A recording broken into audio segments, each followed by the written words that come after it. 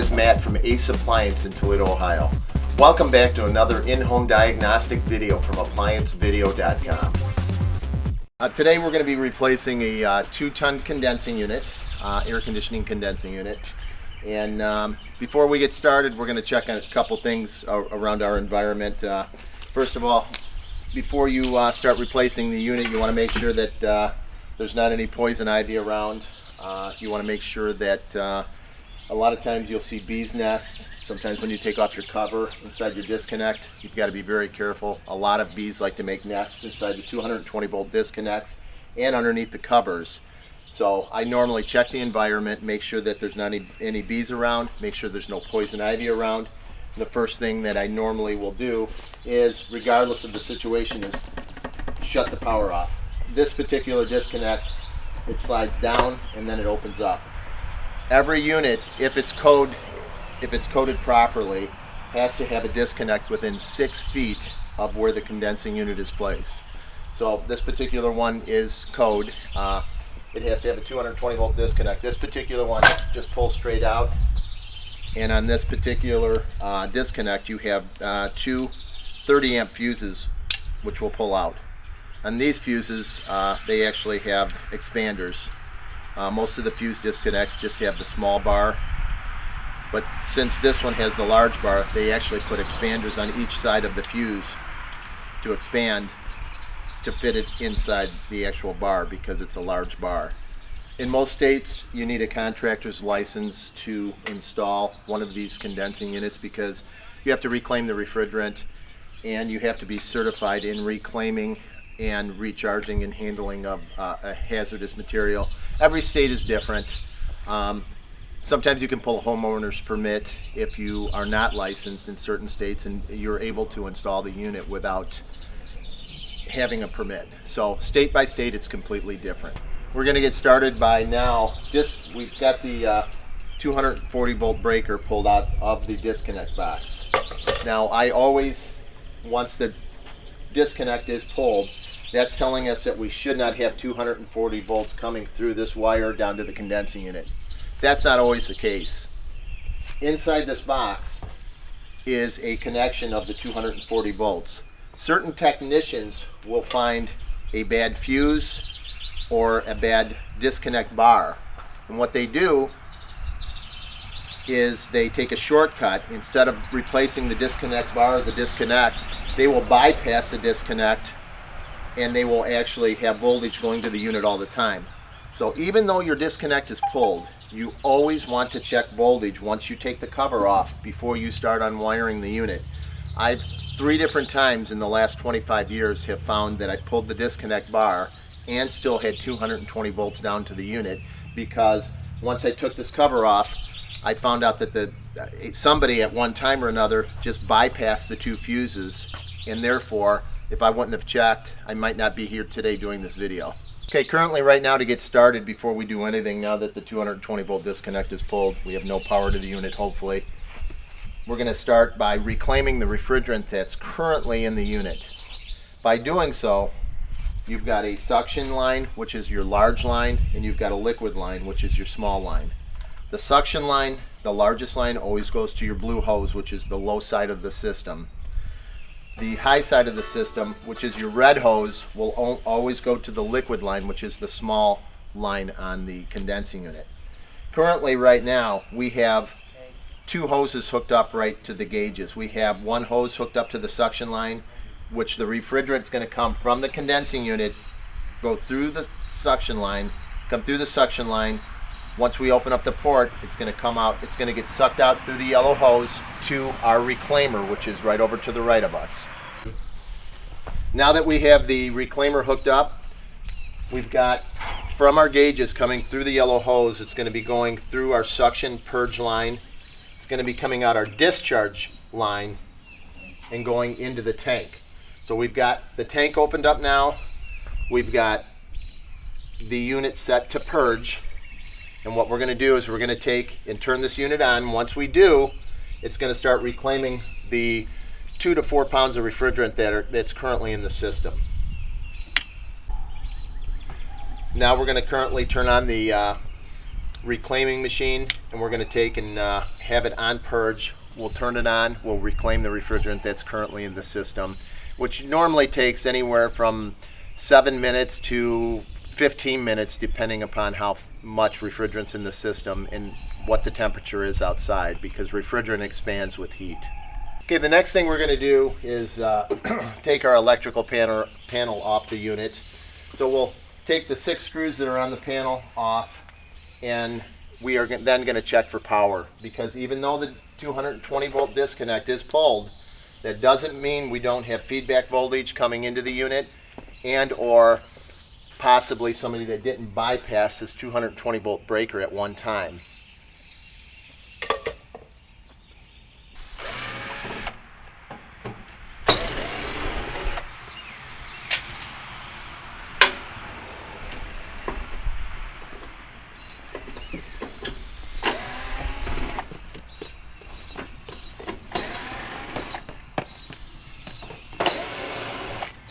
Now we'll be pulling off the panel to the unit. Be very careful, because even though the disconnect is pulled, like I said, there's possibly still voltage there. You also have capacitors that are in the unit. As you can see, there's a lot of spider webs. There's a run capacitor here. This run capacitor always holds a charge, regardless if the unit is running, if it has voltage to it or not. So the next thing that we're going to do before we even touch any of the electrical wiring is we're going to short out the run capacitor and discharge the capacitor. Now what we're going to do with an insulated screwdriver with a plastic head, we're going to take and discharge the capacitor before we remove any wiring, because the capacitors can hold up to 200 to 250 volts when fully charged, and they can discharge a high voltage to you. So we're taking across the 2 terminals, we're going to short those out. Sometimes you see a little spark coming from there, and that's going to tell you that the capacitor is discharged. There's 2 wires. There's a blue and white wire coming from our 240 volt disconnect from inside the house, and we should have 240 volts here when properly charged. But now that we have our disconnect bar pulled, you should have 115 volts to each line coming into the unit. So what I'm doing now is I have my voltage checker, and I'm going to check each one of these lines to see if I have any voltage. There's no voltage coming into this line. If it would be a red light that would come on. And on the other side, there would be a red light that comes on. So we know that there's no voltage there. And to even check it as a triple check, you can push in the disconnect, the 220 volt disconnect here. There's a little pin that you can push in. If you push that in and there was voltage going to these 2 wires, the unit would start up. So we know the unit is completely dead and we're safe. Capacitor discharged. We can start touching the unit now. Okay, now we're going to take the blue suction line hose off the suction line, so we can, now that the unit is completely reclaimed, so that's going to come off. And we're going to take and now cut the liquid line and the suction line and unwire the unit now, so we can install the new unit. Well, what you're going to do is you're going to go ahead and remove the insulation from the line, so you're able to then cut the copper tube underneath. Right. Now we're going to take and scrape the actual insulation that's on the suction line right now. It's taped on there. So we're going to scrape off the insul tube, they call it, but this particular insul tube that they put on was actually had a adhesive backing. So we're scraping that off so we can get a good surface to make a clean cut on the suction line. Now we've got a tubing cutter, and we're going to go ahead and put the tubing cutter on there. We're going to ratchet off the suction line and cut the suction line so we can disconnect the refrigerant lines.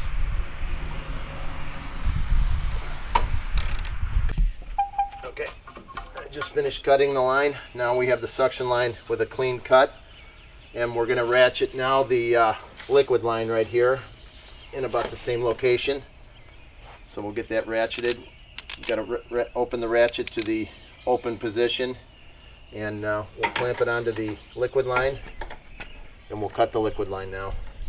Okay, we're going to finish cutting the liquid line now, it's just cut now. We've got a clean cut there. So we've got the suction line cut, the liquid line cut. The next two steps are to take and unwire our 24 volts low voltage going into the contactor, and then we're going to unwire the 220 volt disconnect whip, which is right here. Now we're going to disconnect the low voltage wiring, 24 volts coming into the unit, and the 220 volt wiring going into the contactor, and remove the whip and the low voltage to completely disconnect the unit. Now we have to disconnect the 220 volt disconnect whip. What we have to do, there's a little screw tab on the back side of it which is rusted on, so we're going to take a hammer, we're going to tap it counterclockwise, and we hope that we can loosen it up enough to unscrew it by hand, which we are right now. Once we get it loose, there's not a lot of rust on there, we can unscrew that. Now that that's unscrewed, the back side, as you can see, it's threaded. The nut is on the inside. Now we're going to take and unscrew the two screw heads right here, which hold the two 240 volt wires on. So that's one side of the 240 volt circuit, the blue wire. Now we're going to unscrew the white side to the 240 volt contactor. We're going to unscrew that and that. We're going to slide this through. When we do, very, very important to check and make sure that you do not lose this nut, because if you do, you have to go buy a whole new whip. So what I always do is I take the nut, I put it back on, and I screw it a couple times so we know where it's at when we go to reconnect it.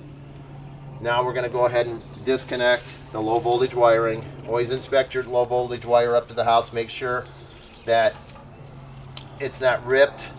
A lot of times mice will want to eat it. Chipmunks will want to eat through this. So you inspect it all the way up to the house. Follow it all the way into the unit. Unwire your 240 volts, your 24 volts to the contactor. Before you do that, you always want to make sure that your indoor thermostat's in the off position, because if you don't, if you short off these two wires, it will blow your transformer inside the house. So we know, I've already checked voltage, there's no 24 volts here. We know that the thermostat's off, so we're going to unwire both of these wires.